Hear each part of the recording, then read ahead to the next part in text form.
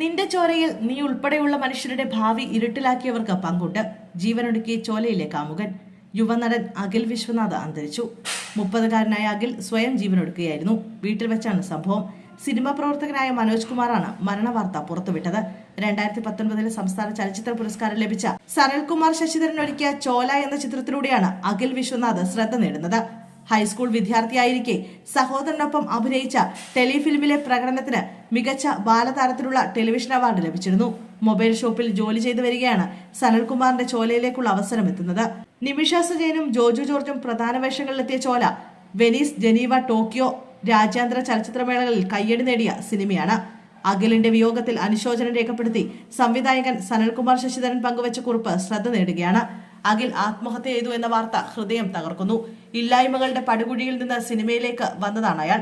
ചോല എന്ന ഒരൊറ്റ സിനിമ മാത്രം മതിയായിരുന്നു അയാൾക്ക് മലയാള സിനിമയിൽ അഭിനേതാവ് എന്ന നിലയിൽ ചുവടുറപ്പിക്കാൻ.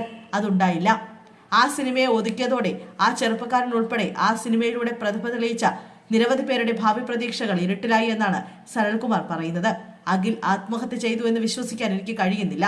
അയാൾ അടുത്തിടെ തുടങ്ങാനിരിക്കുന്ന OTT എന്നൊരു സിനിമയിൽ അഭിനയിക്കാൻ തയ്യാറെടുക്കുകയായിരുന്നു. സങ്കടം തോന്നുന്നു അഖിൽ.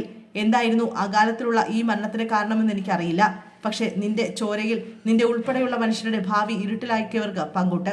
നിന്റെ ആത്മാവിന് ശാന്തി ലഭിക്കട്ടെ. സ്നേഹം നിറഞ്ഞ നിന്റെ പുഞ്ചിരി വീണ്ടും എന്നെ തൊടാൻ ഇടയാവട്ടെ എന്നും സനൽകുമാർ കുറിക്കുന്നു.